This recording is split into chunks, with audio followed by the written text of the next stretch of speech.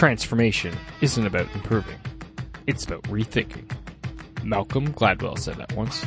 Ladies and gentlemen, welcome to the Moving Forward Leadership Podcast, Episode 60, Company Transformation Through Alignment with Alex Vorobieff.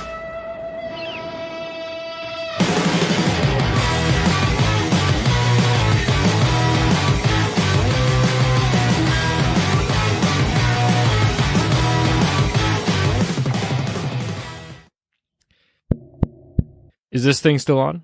Is this still working? Hey folks, it's Scott McCarthy. Greetings from a long hiatus, I guess you might as well say.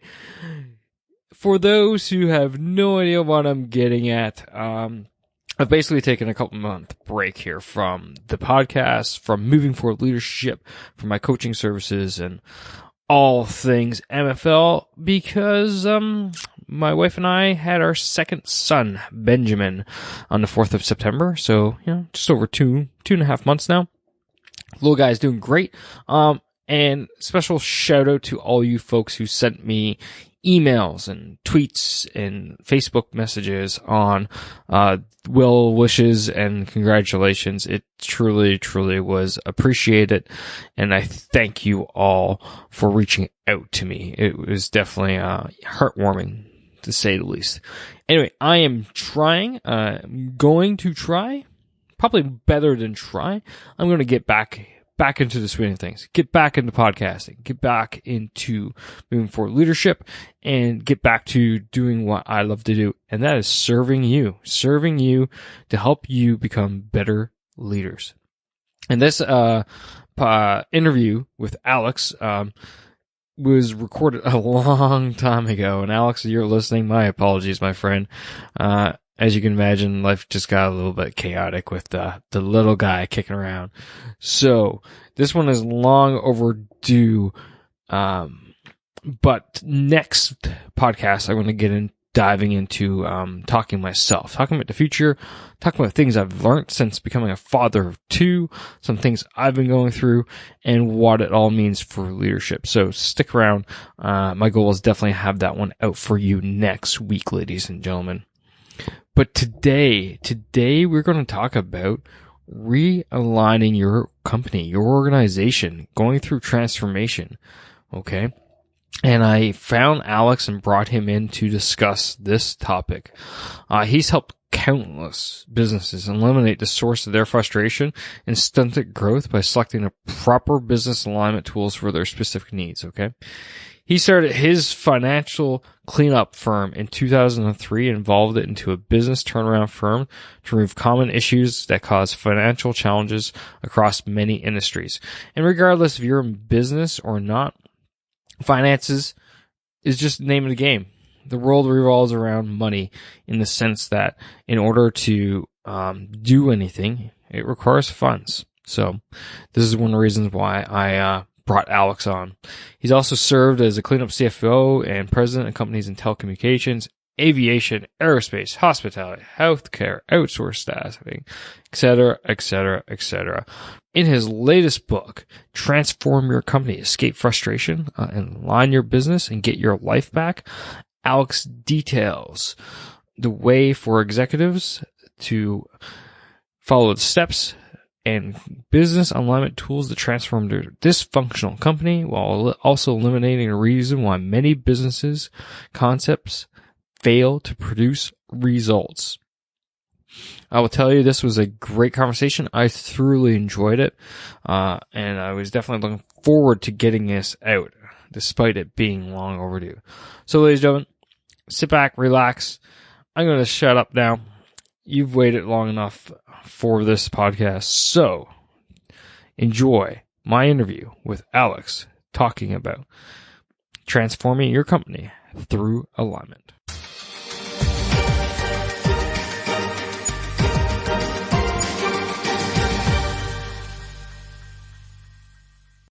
Alex, man, welcome to the Moving Forward Leadership Podcast. It's great to have you here finally.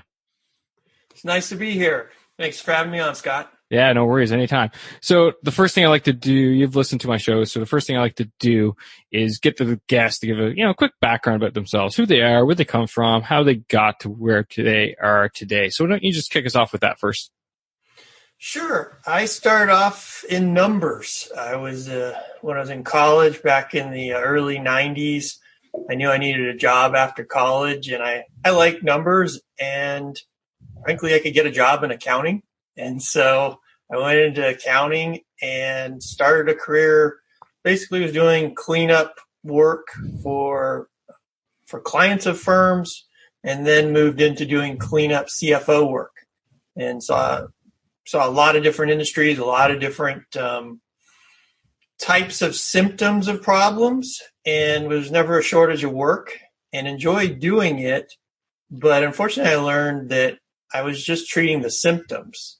Mm-hmm. And inevitably, I get more involved in these companies after I clean up the numbers and identify where they're making money or losing money.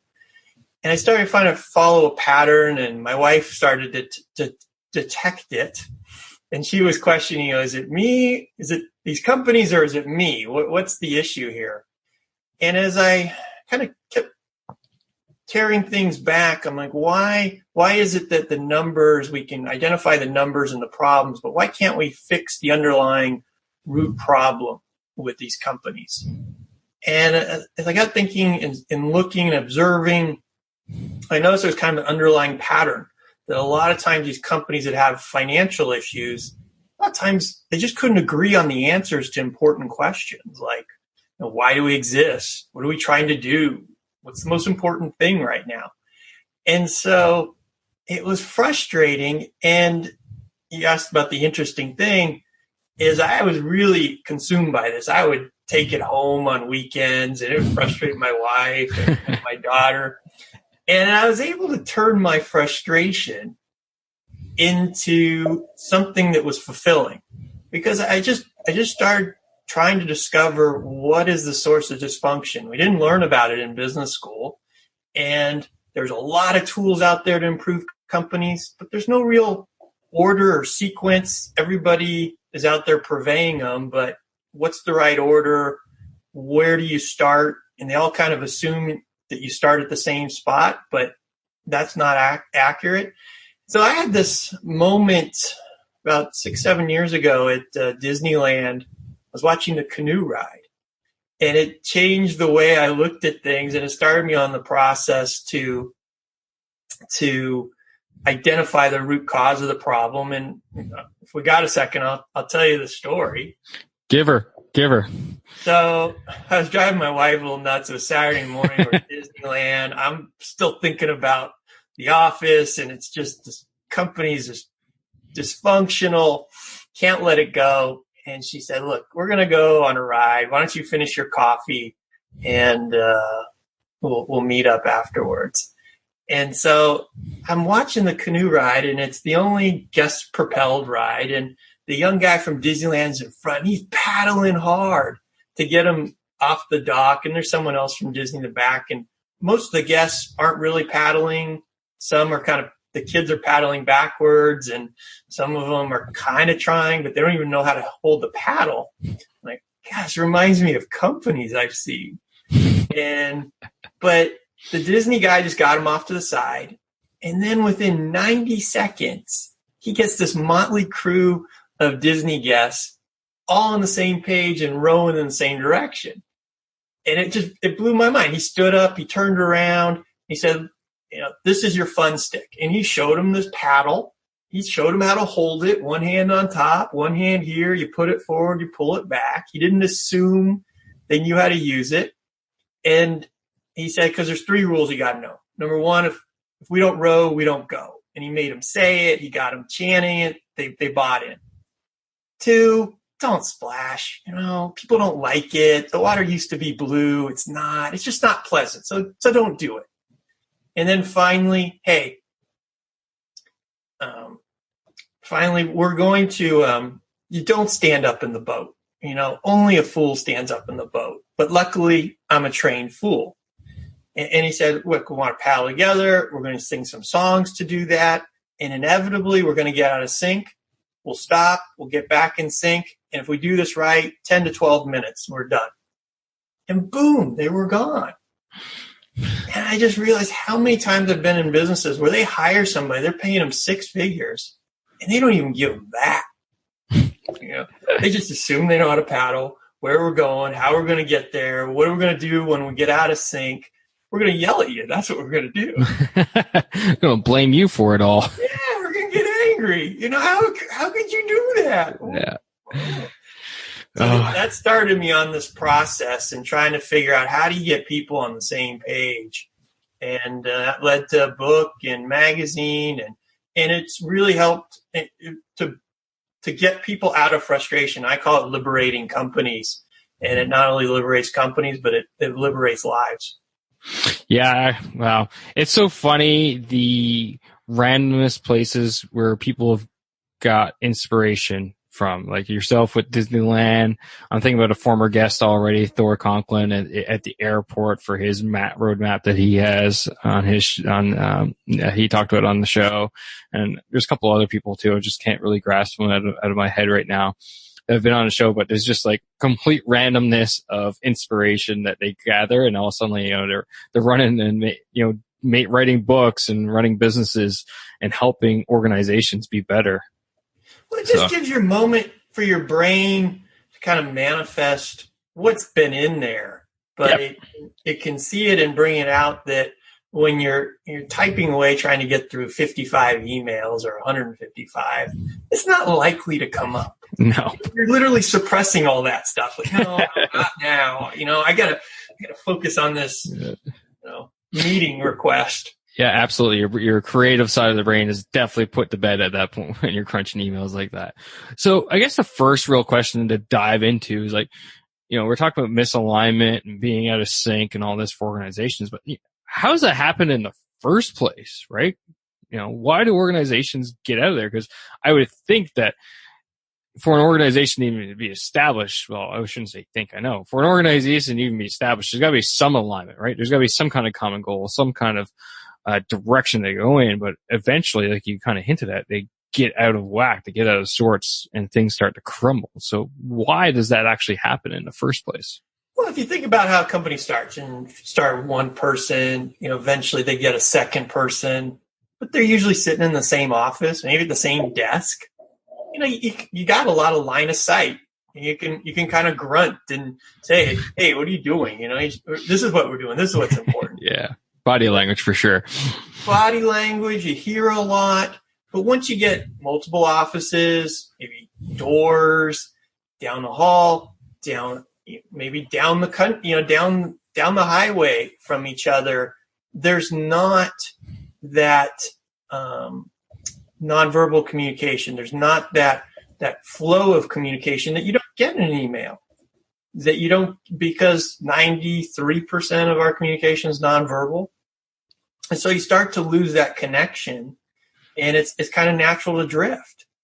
And what I see is when companies hire what I call, when they need more horsepower and they need more expertise and experience, they're growing at a certain level, which a lot of corporate entities have. They got horsepower, what I call human power.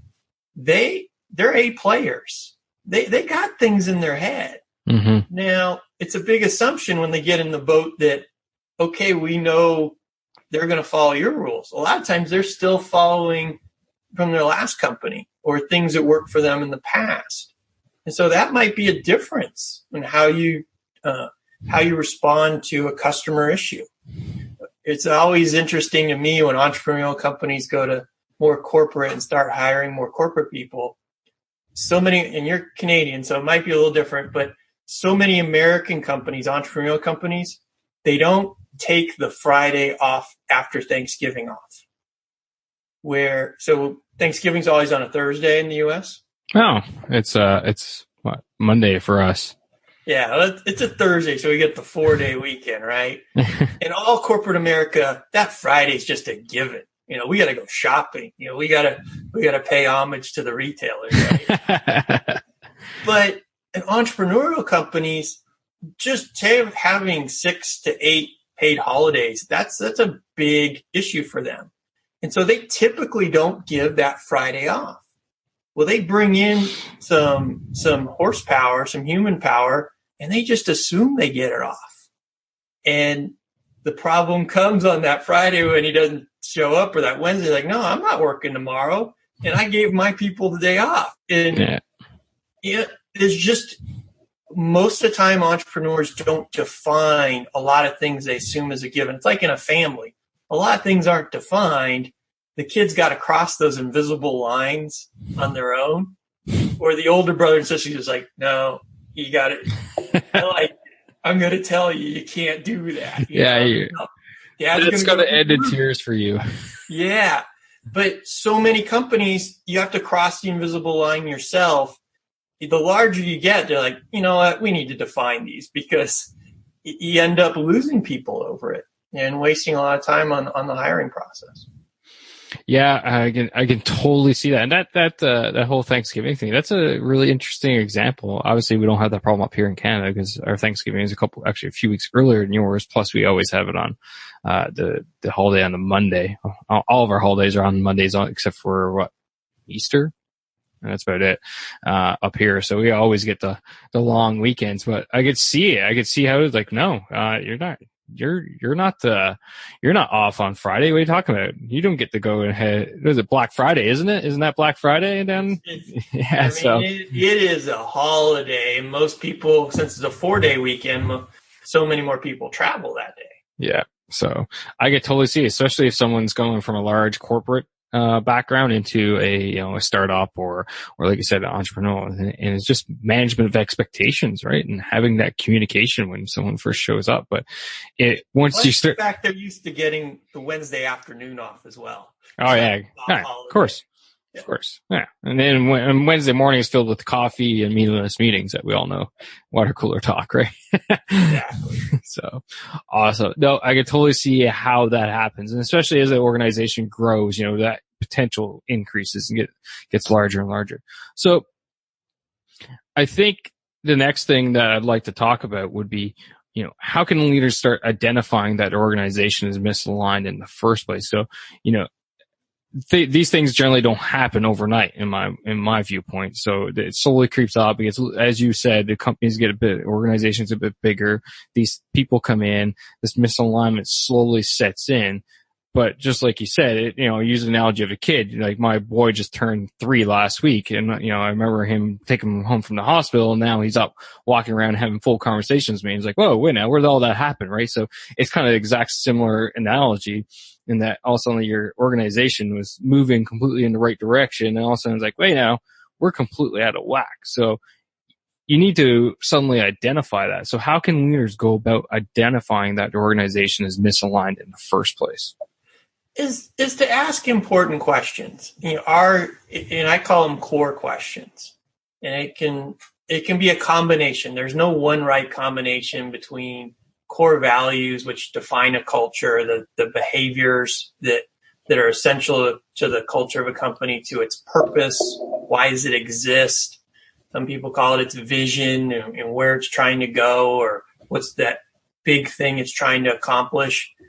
But those core questions, what are those fundamental cornerstone important things?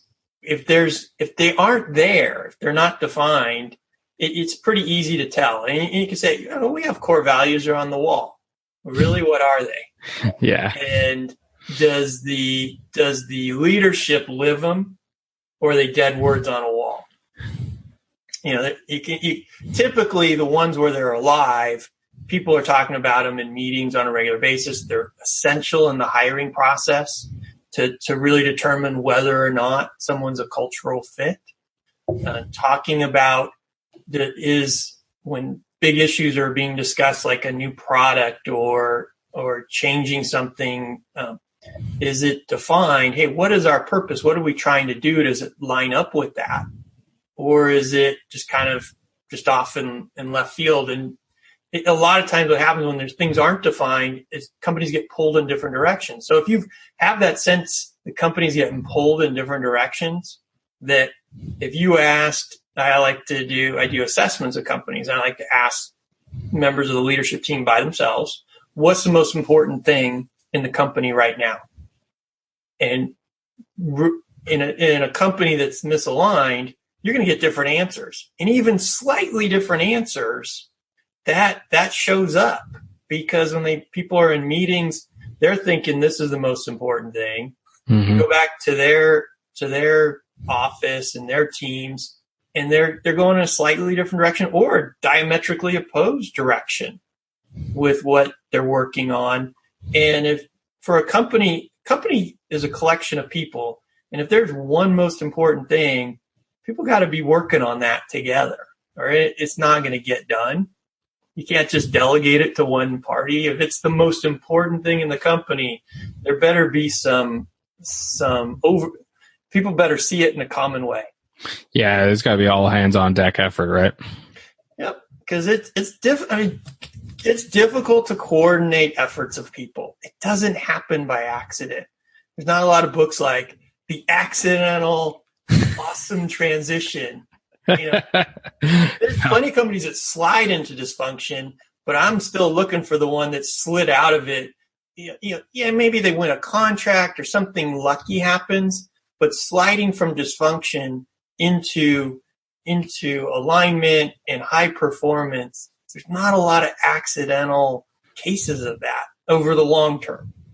No, I would suggest that it would be, that once a blue moon. And in fact, I can't even think of an example where that actually would have happened. Even, getting into contract, you gotta have yourself squared away to even win those contracts in the first place. So you gotta be well, unless you're playing smoke and dagger or smoke and mirror games. Yeah, I think it was Deming who said with the lean manufacturing is companies and organizations don't typically organize themselves in the most efficient way. They organize themselves, but it's rarely the most efficient way. And that takes conscious effort. Yeah, I've always said that efficiency and effectiveness or organization, it's a balancing act, and the two kind of fight against each other, right? Just because something's efficient doesn't make it effective, and because something's effective, it generally takes away from efficiency. Well, and that's where when you can step back on a decision, you can make an efficient decision, but is it effective for the core customer you're trying to serve and the problem you're trying to solve?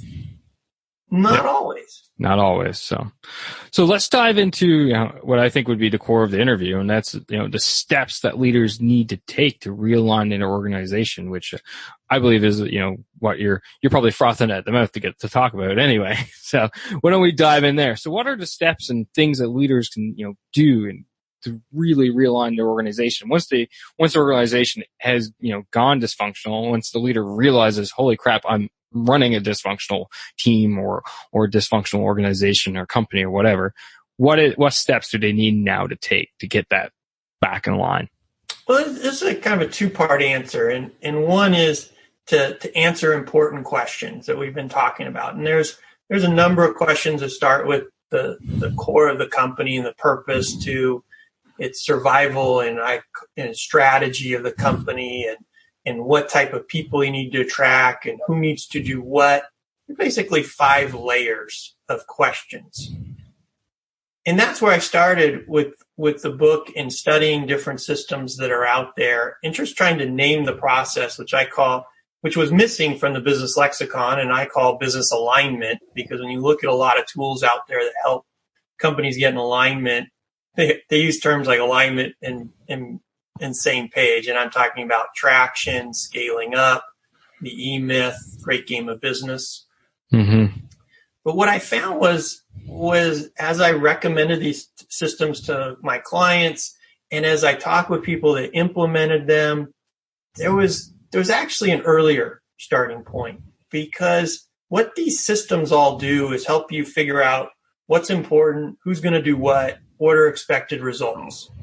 But it's really just building a feedback loop to help you figure out, okay, we expect this to happen, this person to do this. Okay, we're going to evaluate it after a month, a quarter. And what happens when you don't get the results you want? All these systems assume the leader has a great relationship with feedback. Okay, we thought we were going to sell this much, we didn't. So what's off? Do we need to invest more in marketing, or is it Is it how we're doing it, how we're selling it? Is it the product? And that's the real starting line, is the leader's relationship with feedback and how they handle what happens when things don't go according to plan. Because what I saw, and it was hidden at first, is that the leaders that use a lot of these great business improvement tools, they have a great relationship with feedback. When things don't go according to plan, they're asking questions. Okay, what can we do? The ones that are stuck, they're more making statements or they're avoiding it. And that's really the root cause of dysfunction, is they're not looking for the root cause of the problem and adjusting it. They might say, oh, that's just that competitor. They price too low, or yeah, we never do good in that. But they're making more statements. Or the worst part is when there's what I call emotional no-fly zones. There's areas you can't go. You can't say, we're having a problem with Bob in marketing. I know he's been with the company for 20 years, but it's not effective. Or, that product is not what we think it is. The customers don't think as highly of the product as we do. And the competitors are pass us by. If you bring that up in the meeting, kind of like brothers and sisters saying, don't go there. There's things that in a lot of companies, you don't go there. You don't bring that up. And that's inevitably going to hold the company back. And so the real starting line is figuring out the leader's relationship with feedback. Are they open to it? Are they looking for the right answer, regardless of where it takes them? And if that's not there, it's not that you can't start transforming a company. It's just the leader's got to be aware of it and working towards it, because people aren't going to tell them what the leader doesn't want to hear. And there's not a lot of cases out there like, we didn't tell the leader the problem, but we solved it in spite of him. There's not a lot of books like that. No, that's for sure. Yeah, people can definitely be gun shy with especially when it comes to bad news, right? They don't want to be the ones. Right. I mean, but why is that? And that's what I counsel business leaders, and a lot of them try all kinds of different ideas. I'm like, just stop. Figure out your relationship with feedback. How do you think other people would describe it? People around you. And then I say, go ask them. And you still might not get the real answer. So I say, ask your spouse. If they really you really want to know, they might tell you. But for some people, you got to ask a third party to do that, because people, the leader's ego is really wrapped up in the business. And when you point out something that's not perfect, they take it as a personal attack. Yeah. And that to me is like the complete opposite attitude you should have. Ego should be checked at the door, right? And you need to. But our brain, is programmed. We have software, but that's not the standard default package. Yeah, I know. Our brain wants to confirm our belief on the world, because that requires less computing power. And we also don't want emotional pain. It's worse. It affects our brain worse than physical pain. So that's emotional pain. So and the leaders that developed that, and Jim Collins, level 5 leader, essentially they've developed the software override to the default package. And that's why we're here. That's why we're here. It doesn't happen by accident. Nope, 100% does not. So, okay. So, being open to that feedback and essentially asking those questions is essentially the first step. What would be the next? Once you got an assessment of where you're at with feedback, then is looking for the business alignment tool that'd be ideal for the company, depending on its stage of life. Is it entrepreneurial? Is it emerging, or is it established? How the sophistication of the management team or the leadership team, is there really nobody besides the leader? Then that's one type of business alignment tool, something like the E-Myth, versus, hey, we got a leadership team but still needs a lot of work, and they're learning to be leaders. That might be something like EOS, or also called Traction, known as Traction, to a company that hey, we got a lot of horsepower on this team. We're growing. We're willing to do some brain strain to figure out the best concepts to get our team aligned, then that might be a program like Scaling Up or Gazelles. And so it's finding the right one for you. And a lot of times what happens is these systems find the leader, and not necessarily the right one for them, but they're at an event, a CEO event, and there's a purveyor of it, and they have great programs, and they can identify the pain points. It's just a lot of times it's not the perfect system for them. And when I helped clients find systems, there was no name for these systems. So it was kind of like I would recommend some, and clients would say, hey, well, is it the best one? I love those questions. And I'm like, I don't even know what it's called, right? Luckily, Amazon, like, if you like this, you're probably like that. And it opened up a whole world. And a lot of these systems market themselves like they're the only thing. Oh, God. I know. But they're not. If you call it a planning system or a management system, I mean, people just like their eyes glaze over. And so part of it's the marketing, but part of it's the audience and hitting the right tones and do the questions resonate.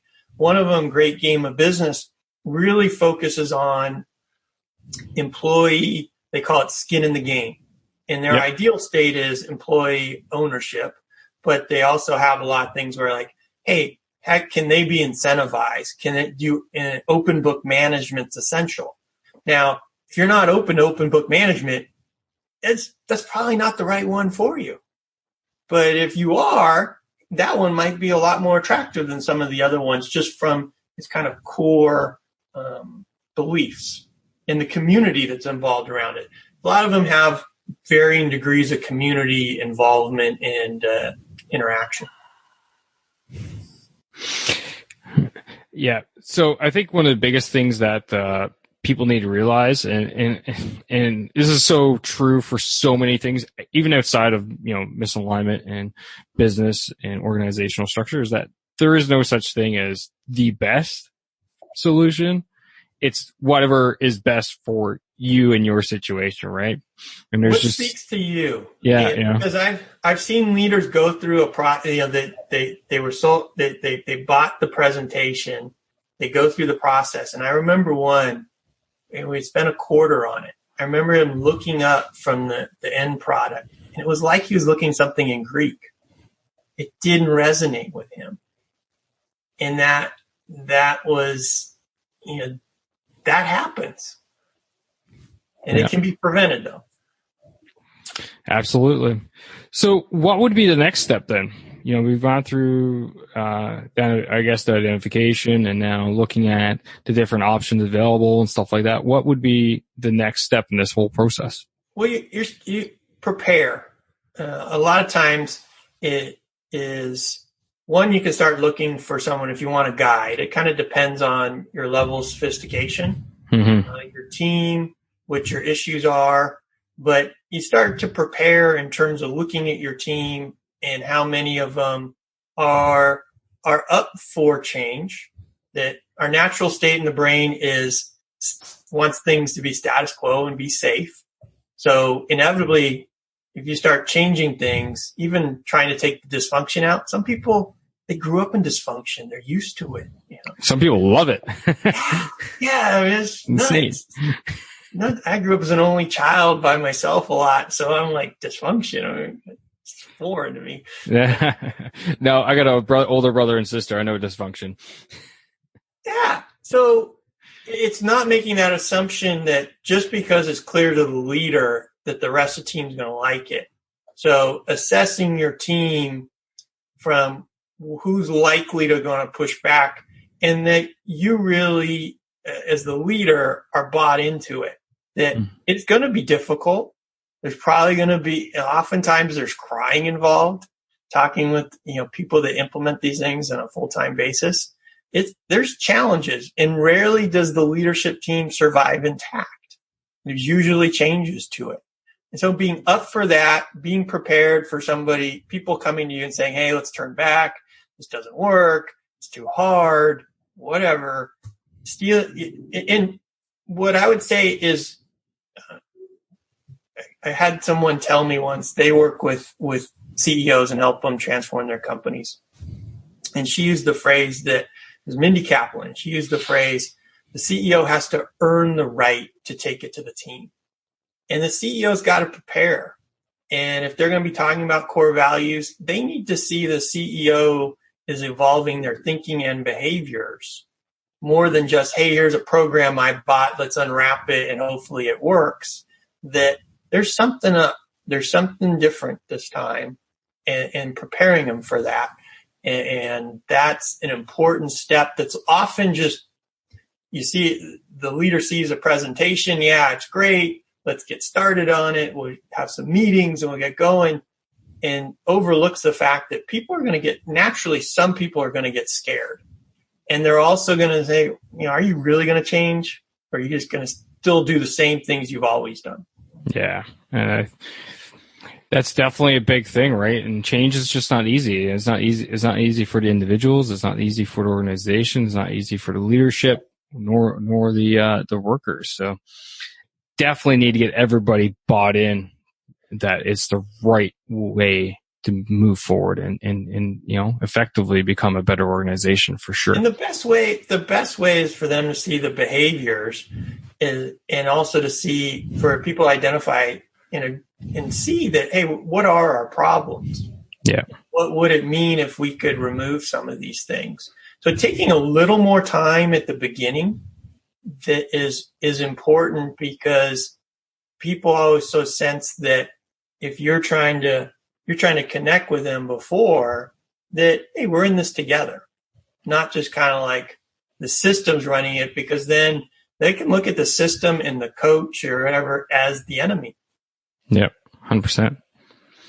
So do you have any, tips and advice for the implementation phase of all this? Because obviously, you're going through this and you identify what you need to do, but you got to implement it, right? And implement change.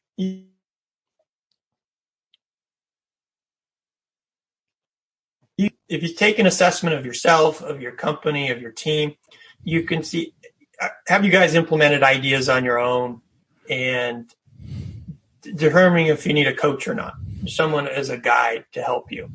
So finding a guide or making a decision on a guide, and there's different types of guides, different styles, and it's important to try to look around and find some and talk with them about their experiences, and especially their experiences on how have they evolved, how they implement things, what have they learned? Because no one's ever goes in this business, not all of them are successful. And you want them to learn from it. So it's not necessarily done 50, but at least doing 10, and they've learned a lot of things. I use a quote in my book, the captain of the Titanic said, this ship's unsinkable. It's never sunk. It'll never sink. That didn't turn out so well. Nope. Canada. And so a lot of them have the sort of infallibility of the system. So find out, asking them questions. If they always keep coming back to the system, then they're probably system dependent.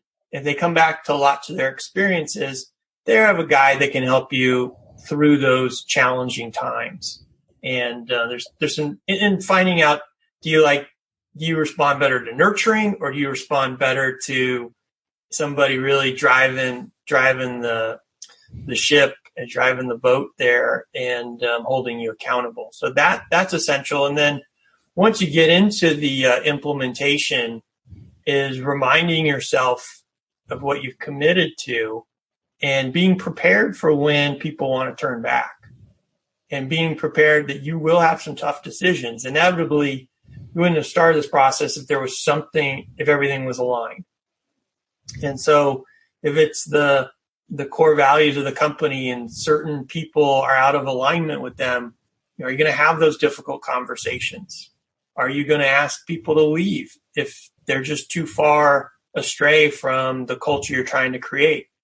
Are you going to stop a product or a service line that just doesn't fit with the overall strategy of what you guys can be successful at when you really sit down? Because a lot of companies kind of get into different offshoots of their business over time, inevitably that creates a lot of cost and redundancies and difficulties in pleasing all those different customers.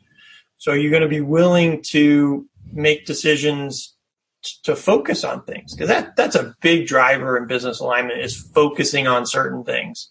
If you look at even a Ford and their turnaround, there's a book called American Icon. Alan Mullally came in and he made them focus. They had like 90 different cars they made, and they had, I think, over 10 different brands, and he made them get them down to 2. And even a company that big with a lot of resources, if you wanted to be successful, you had to focus your efforts to realize success. Absolutely. And that was tough on the people, the Ford family, because they like driving Jaguars, but they made them sell Jaguar. They made them sell Land Rover. They made them sell Volvo, and they liked having that European feel to the company. But doesn't say much for their own products, though. Well, but now, I mean, the Ford product, the turnaround, they were able to pass Toyota during that turnaround in quality. Oh, don't worry. I'm not knocking the product, because I got an F-150 and the Edge, so I've added to that turnaround. But the product before that, the product, when they would do testing and ask people what they pay for a car, when they give a number, when they unveil the blue oval, their price went down before. But because they focused on it, because they made some tough decisions what to focus on, that value went up. Now you have 2. I have 1. Awesome. Alex, man, this has been a great conversation. Is there anything else that you'd like to add to aligning misaligned organizations before we start wrapping up here? Anything that we kind of missed or went over quickly? We were talking from the perspective of the leader and having that ability to make change on your own as the leader, but that's not always the case. And it's not just if you're at the entry level, but I've been in the experience where you're on the leadership team and it's difficult to make change, or it seems dysfunctional, but you can do things. One of the things you can do is start asking questions in a nice, objective manner, asking what's most important right now and what is really essential for us to be successful. And you might not be on the leadership team. You might just be in your department, but you can do that within your department. You can ask those questions. You can, even if it's just you can do that with, hey, what's my internal customer?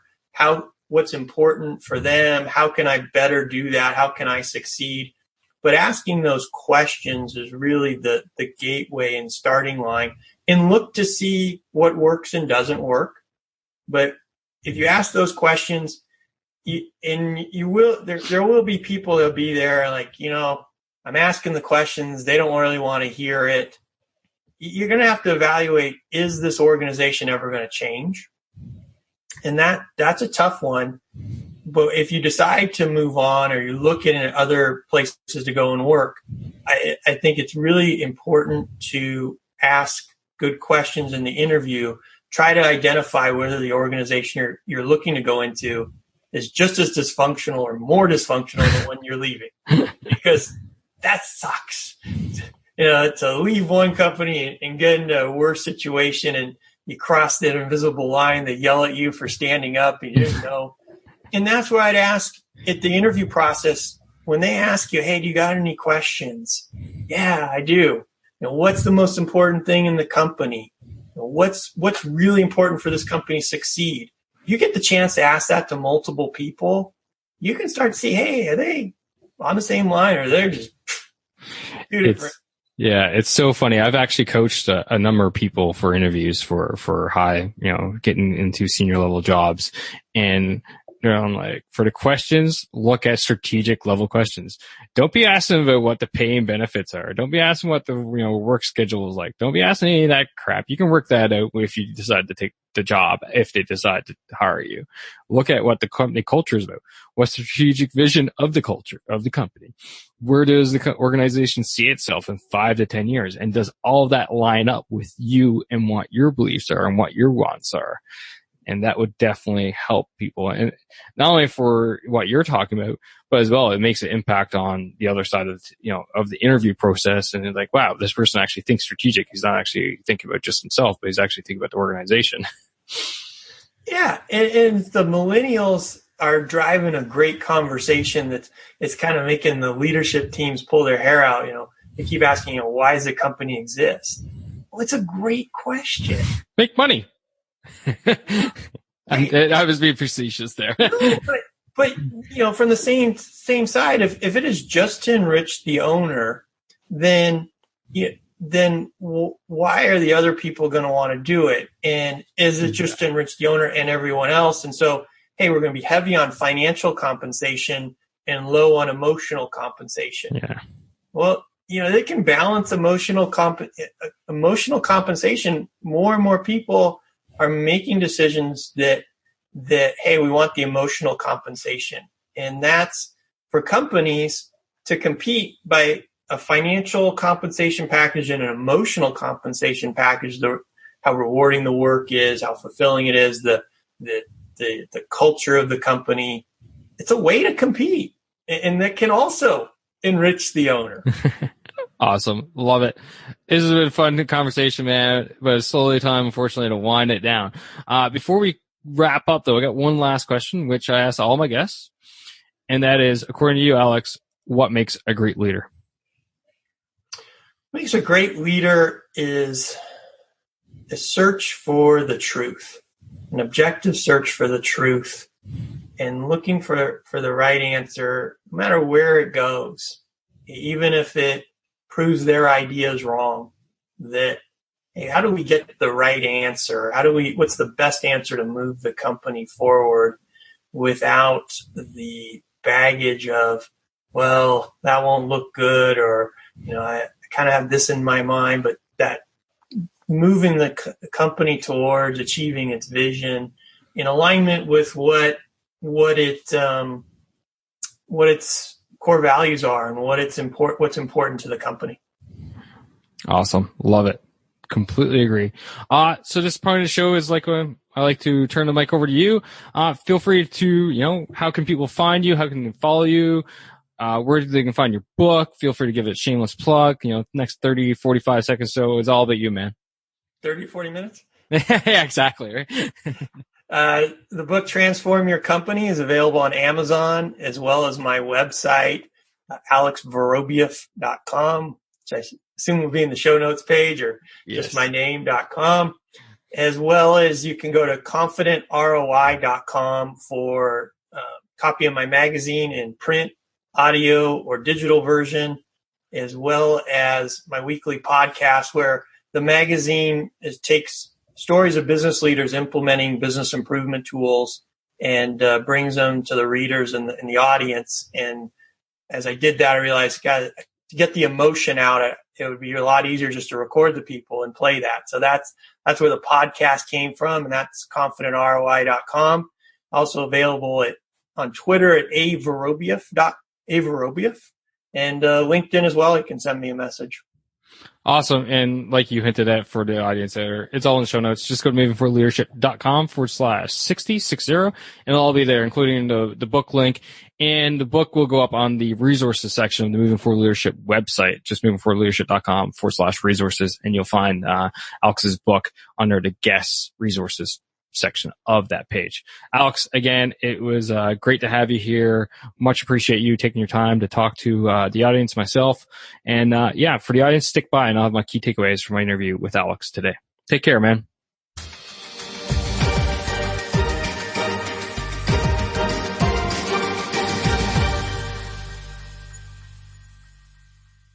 Hey, everybody. So what did you think about that interview there? Talking about getting your misaligned organization realigned, transformed, and basically moving back in the right direction. Pretty powerful stuff, right? If you think about it. And the scary thing is, if you think about it even more, every single organization is going to go through this, right? Everybody's going to go through this. It's bound to happen at some point in time. So your best better be prepared, right? And that's why we're here. This is why I make this podcast for you. And this is why you're listening to the podcast, so that we can all learn and be prepared. So here's my key takeaways from my conversation with Alex. As your organizations grow, the potential for misalignment is going to increase. And it just makes sense, right? Because as the span grows and the depth grows, that is when organizations, your vision, if you're at the top of that organization, is going to get diluted, both through the span and the depth. And then as it gets diluted, your vision, it's going to get the potential for that misalignment is going to exponentially increase through each and every single level that you have in there. So how do you combat that within your organization? How do you avoid that? These are the questions you need to seek the answers to and discuss with your directs. Second key takeaway, which kind of aligns with the first. You got to ask the tough questions. Is my organization misaligned? Are my people not getting my vision? Are they going out on a limb, not really following what I believe the way we should be going, etc., etc.? Asking the tough questions now, not sinking your head in the sand, is what's going to save your organization, save your leadership, and hopefully get you back in line and moving forward. And then finally, something which I hear all the time, which I tell people all the time, there is no one size fits all. Okay? I see this with my coaching all the time. Well, what's the solution here? Well, there is no solution per se. Every situation is different. Every person is different. Every organization is different. Every situation is different. Yes, we can take experiences from this situation and apply it to that situation. However, you cannot just think a cookie cutter solution is going to work. Because I guarantee you, it will not. It will fail. It will fail. I've seen it. I have felt it. Please take my advice. There is no one size fits all. You have to look through every single situation through the lens of that situation, the people involved in it, the organization involved with it, and all the other various factors that come to play with the situation you're in with your misalignment so that you can get it realigned. All right, ladies and gentlemen, that is it. So before I sign off today, I just got a quick, not a shout out, but a quick question for you. Did anybody catch right at the beginning, after the intro quote and the music there, I did a little tap on the mic and, said, hey, is this thing still on? Which famous leader did I mimic there? Did I copy? Okay. Some of you may like this person. Many of you may not. I personally like him. And that's just a little clue. Him. And in fact, he's probably near the top of my list of leaders I would love to be able to sit and interview and chat with. So if you think you know who it is, feel free. Shoot me an email. Shoot me a message on Facebook or Twitter. And if you don't know where any of that stuff is, just go to movingforleadership.com, folks. And it's all there, all right, at the website. It feels great to be back. I'll just say that before I sign off. And I am happy to be back to be doing this for you. And I look forward to getting back in the saddle. Next podcast will be a solo episode for sure. And I'll talk a little bit more about the future here and the way I foresee my vision for moving for leadership, okay? But until next time, remember, keep pushing, keep trying, keep moving forward. Take care.